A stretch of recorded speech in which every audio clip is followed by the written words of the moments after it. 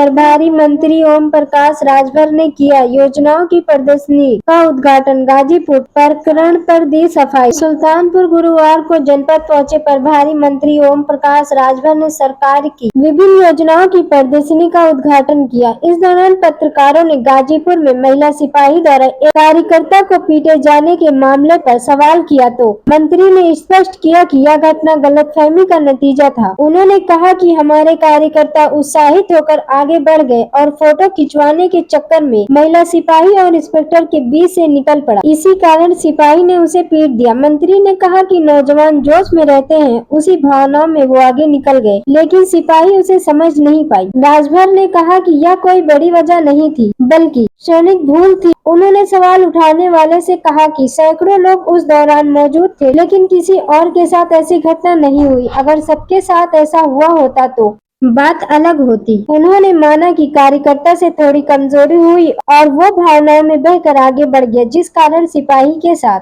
गलतफहमी हो गई। मंत्री ने साथ ही कहा कि सरकार हर कार्यकर्ता का सम्मान करती है और भविष्य में ऐसी घटनाओं की पुनरावृत्ति न हो, इसलिए आवश्यक कदम उठाए जाएंगे। मौर का कांड हो, चाहे अभी अखंड नगर का एक भाजपा का कार्यकर्ता था जिसके ऊपर आरोप लगा था हत्या का, वो अभी फरार चल रहा है।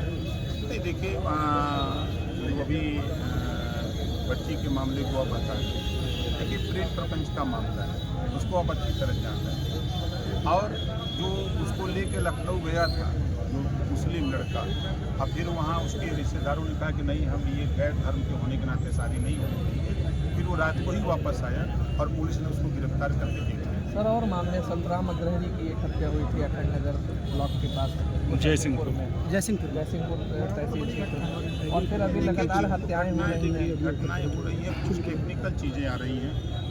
सरकार जा रही है, पुलिस जा रही है काम करने।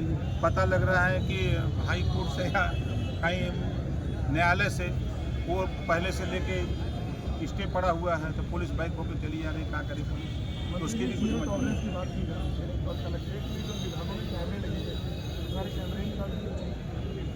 एक कैमरे की जानकारी हमको दीजिए और ये FIR करा कर खुलवाते हैं। मंत्री जी, एक जयसिंहपुर में सड़क का काम आया था, कैसे होगा? भ्रष्टाचार तो वहीं से पनप रहा है। जैसे आप बताइए वैसे किया जैसे कि जाए। हमारे साथी ने कहा कि कैमरे जो लगवाए गए थे पारदर्शिता दिखाने के लिए, सारे कैमरे गायब। सारे कैमरे गायब हैं। ये बताइए कि ये सरकार चोरी कर रही है कि विरोधी चोरी कर रहे हैं? इसका निर्धारण कौन करेगा? इसका निर्धारण तो जो आपने भेजा है। अरे विपक्ष वाले बदनाम ये है पिछले 11 वर्षों से क्या परिवर्तन हुआ देश में और प्रदेश में? कि देश और प्रदेश में परिवर्तन ये हुआ है कि पूरा देश जो पूर्व की सरकारों में दंगे होते थे, कर्फ्यू लगते थे, उससे निजात मिली, पहली चीज़। दूसरी चीज़ कि कल तक आप सुल्तानपुर से लखनऊ जाने में कितनी दूरी तय करते थे और आज आप कितने समय में पहुंच जा रहे हैं। आपको समझ रहे हैं कि सड़क जो कनेक्टिविटी हुई है, ये खाली सुल्तानपुर ही नहीं, पूरे देश में जो सड़क कनेक्टिविटी हो, चाहे रेल की कनेक्टिविटी हो, चाहे एयर कनेक्टिविटी हो, सभी में बड़े पैमाने पर काम हुआ है, जिसको कोई नकार नहीं सकता। और मज़े की बात है कि प्रदेश में कोई भी व्यक्ति कानून अपने हाथ में लेने की कोशिश कर रहा है तो कानून 24 घंटे के अंदर उसको सलाखों के अंदर पहुंचाने का काम है। और विकास के मामले में आप अगर शहर से और गांव की तुलना करेंगे तो आज गांव में सड़कें, गांव में शौचालय, गांव में आवास, गांव में सामुदायिक शौचालय, गांव में हर तरह की सुविधा गांव तक ही पहुंचने जा रही है। अभी जैसे डिजिटल लाइब्रेरी गांव में खुल रही है, जो गरीब कमज़ोर बच्चे किताबों के अभाव में नहीं पढ़ पाते थे, उनकी व्यवस्था हुई होने जा रही है। ओपन जिम खुल रहे हैं गांव में, उसकी व्यवस्था है। मिनी स्टेडियम गांव तक खोलने की तैयारी हो रही है। उत्सव भवन गांव तक खोलने की, जो शहरों में लोग जाते थे शादी करने के लिए, जिनके घरों में सुविधा नहीं थी, तो वो व्यवस्था उनको गांव में ही देने की तैयारी हो रही है। आम जनता के लिए सरकार काम कर रही है और आम जनता मोदी जी पर, योगी जी पर विश्वास कर रही है। अब विश्वास करके उनके साथ कंधे से कंधा मिला करके चल रही है। मतलब जी, कल गाजीपुर में एक आपकी पार्टी के कार्यकर्ता की पुलिस ऑफिसर से पिटाई हुई, क्या मामला? देखिए, सैकड़ों लोग गए थे, बड़ा नौजवान आजकल का वो जोश में रहता है ना, तो वो अपना फ़ोटो खिंचाने के चक्कर में अब इंस्पेक्टर नहीं हैं और बगल में कांस्टेबल, तो सोचा कि नहीं कि बीचों से हिल के हम आगे फ़ोटो खिंचा लें। तो स्वाभाविक है कि महिला कांस्टेबल थी, उनको लगा कि हमको धक्का दे रहा है और कोई बात नहीं।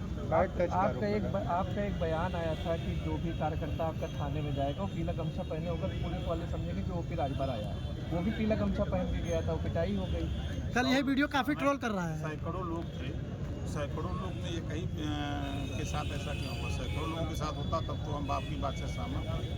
वो तो उस बच्चे की थोड़ी सी जो कमजोरी थी कि भावना में वो सोचा कि आगे हम आ जाएंगे, फ़ोटो खिंचवा लेंगे, तो वो इंस्पेक्टर के नासमझी कह लीजिए। आपके एडिशनल एसपी का भी बयान तो देख लीजिए, जिलाध्यक्ष के वहाँ जो बयान आए हैं दोनों के बयान को टैली कर लीजिए, तो नासमझी की वजह से ऐसा हुआ। आज अखिलेश यादव ने इसी बयान को और उस पिटाई वाले वीडियो को एक साथ मर्ज करके ट्वीट करके कहा कि लोकतंत्र में न्याय की पावर होती है और किसी की पावर नहीं। देखिए, जब अखिलेश जी की सरकार थी तो जीते हुए प्रधान को उठवा के फेंकवा देते थे ब्लॉक से।